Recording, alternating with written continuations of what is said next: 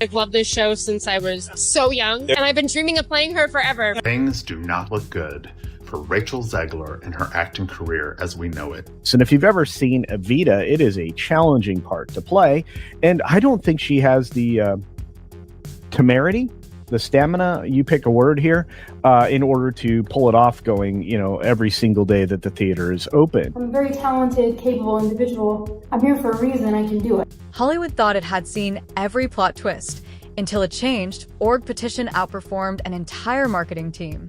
That's exactly what happened after our deep dive into Rachel Zegler's echo-heavy run in Evita at the London Palladium. Turns out, empty seats speak louder than critics, and now, those seats have gone digital. A petition titled Free Evita from Rachel Zegler popped up quicker than you can Google a promo code. And in just 5 days, it racked up over 100,000 signatures. That's the size of a decent midtown suburb, all united around one mission. Evita needs a new star. No free merch, no influencer push, just secondhand embarrassment and a decent Wi-Fi connection. Rachel Zegler discriminated against Asians on the red carpet, refusing to take pictures with any Asian face and giving her the finger. She also posted an angry letter to Oscar for not inviting her to the Oscars. The Oscars sent her an invitation over.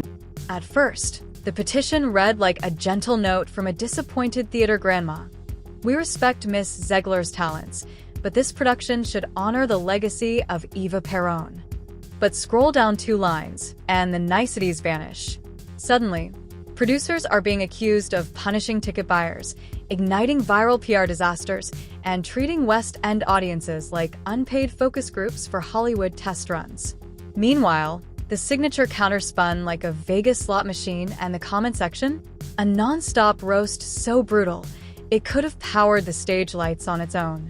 A clip and tell folks, if you watch this, tell me if this is attractive to you. Tell me if this is attractive to you. Like, does this, imagine you invested into her being the face of the movie and she's the main character and she's trying to promote the movie. Would this make you want to go watch the movie when she's starring in it and she's the main character? Go ahead, Rob, play the clip. And to everyone who hates when I win, the winged victory came to the Louvre in pieces, and people still line up to see her. And I can only hope that despite my flaws, and despite my cracks and my breaks, and there are many of them, She's a good actress. that at every premiere and everything I do, people will wait in line to see. Wow. The ego on this girl is ridiculous. Wow. One user quipped that paying to watch empty rows felt like buying front row seats to a rehearsal of silence. Another suggested replacing Rachel with an AI hologram, because at least the hologram wouldn't talk during press junkets. You know a show's brand is in freefall when fans start rooting for an algorithm over a living, breathing diva. Meanwhile, Twitter, never one to skip a theatrical meltdown, turned hashtag Evita Liberation into an overnight trend.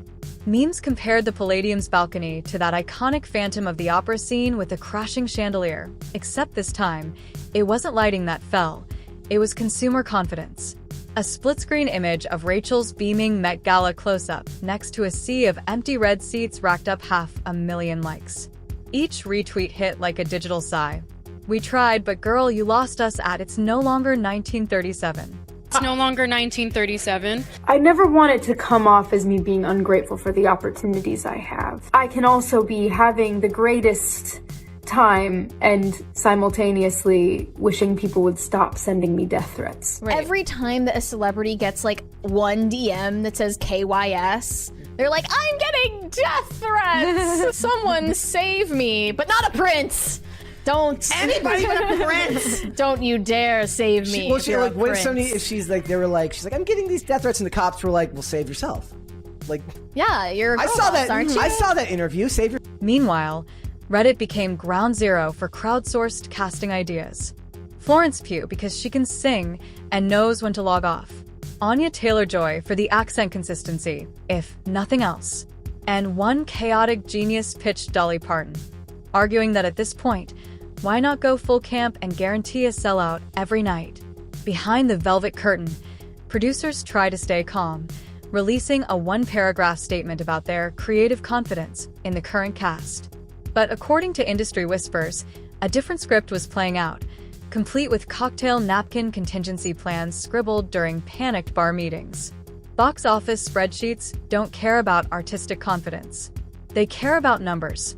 Numbers that were glowing redder than the stage exit signs. One insider even claimed Quiet Talks had begun with a well-liked British actress to possibly step in mid-run. Though whether she's aware of this honor, or just a name on a spreadsheet titled Plan C, Please Save, remains unclear. Uncooperative. Not only play the big card, but also very difficult to control. After all, Rachel's family is in the business. You know, she's got some background. She was described by the crew as a loose cannon because Rachel Zegler's mouth was so loud. Ever discreet, theater staff began referring to the sparse crowds as micro-audiences, a term that sounds cuter than rows of emptiness, but the box office ledger tells no lies. When 7 out of 10 seats remain empty, the economic chandelier eventually drops. Amid the fallout, Rachel quietly liked an Instagram post decrying online bullying disguised as fan activism. Naturally, media outlets took it as shade. Then, during a live stream for an unrelated charity, she commented that cancel culture has found new disguises and nostalgia wears one of them. In one line, she managed to critique both her critics and the concept of collective memory, an impressively concise takedown. Unfortunately, it also lit a fresh fire among frustrated ticket buyers, many of whom feel that nostalgia isn't a disguise, it's a demographic. And they paid good money for it.